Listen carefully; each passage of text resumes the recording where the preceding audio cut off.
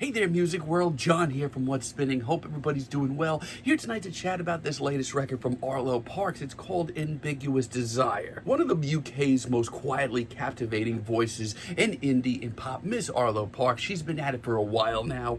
She first started turning heads many years ago with her Super Sad Generation EP, which I appreciated from a distance. It was very smoky and jazzy, but outside of that, I didn't feel like Arlo was bringing anything wildly new to the table. But her follow-up EP, the Sophie EP, I felt like I came around to her sound a lot quicker here. It was a lot more confident, more introspective, and Arlo really did show herself finding her voice. She made her full-length debut with Collapsed in Sunbeams, and for the most part, it's a very nice debut. It's nothing too flashy or overreaching, but it's very smooth, it's jazzy, very springy, but it was a solid debut overall, even if I wasn't up in arms about it. Now, the last time we heard from Arlo, I was really up in arms with the My Soft Machine record. The first half of this was easily the set of Arlo tunes that I appreciated the most. She was diving a lot further into alternative rock and dream pop, and that excited me. But unfortunately, the second half of this record just kind of sounded unfinished and showed Arlo phoning it in. So up until this point, I've enjoyed Arlo's music from a distance, but I haven't found a project that I truly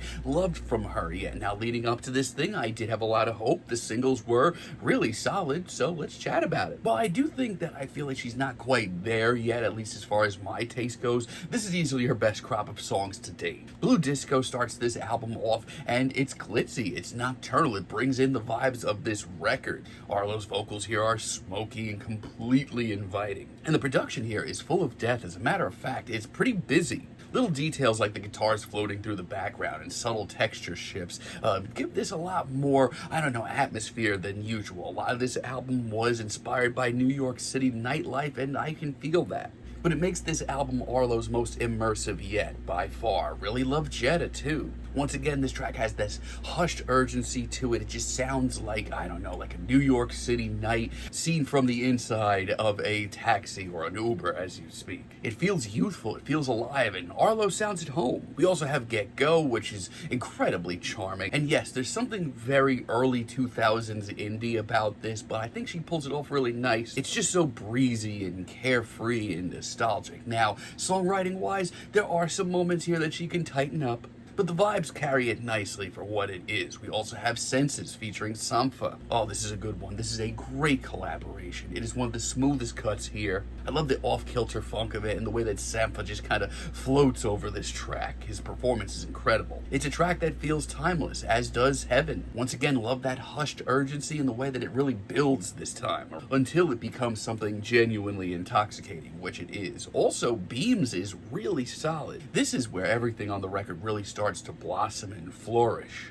This one just has this big, emotional, synthy emotional release, and it's one of the most endearing moments on this record. This whole first stretch is pretty solid. My hat is off to Arlo Parks. My only issue is, as this record goes on, it becomes a little more spotty once again. Like South Seconds, for example. This one's really frustrating because aesthetically, I do really like it. It's stripped down, it's bluesy, it's intimate, but it's underwritten. It's so short. This just sounds like it was thrown together in a few short minutes.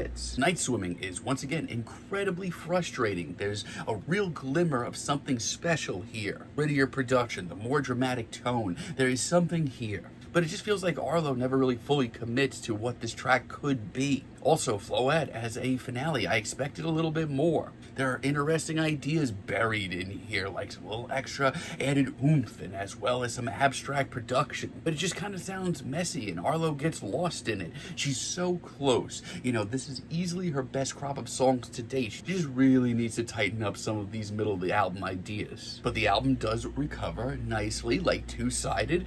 This was my favorite single leading up to this record. I think it's the best track here. Big synths, dramatic energy, and a sultry hook. This to me feels like the full vision of everything that she's been working towards. Also really love Luck of Life. This is one of the more introspective tracks here, but it's just so smooth. I mean, you could just hear her growth on tracks like this, instrumentally, emotionally, songwriting wise. What If I Say It, late in the record, is a hell of a straight up old school R&B ballad. It's tender, it's really close to her heart. While I do feel like she does need to tighten up the song songwriting sometimes, I hear a track like this and I see this and I'm actually really impressed. She's getting there. This is probably my favorite thing she's done so far. The whole first leg of this journey are some of her best tracks back to back to back. It's just that mid-album slump still. Some of these directions just don't really go anywhere, but still, this is a very nice little indie pop and alternative R&B record. I'm feeling a very strong 7 on it, but let me know what you all think down below. If you like the video, be sure to give us a like,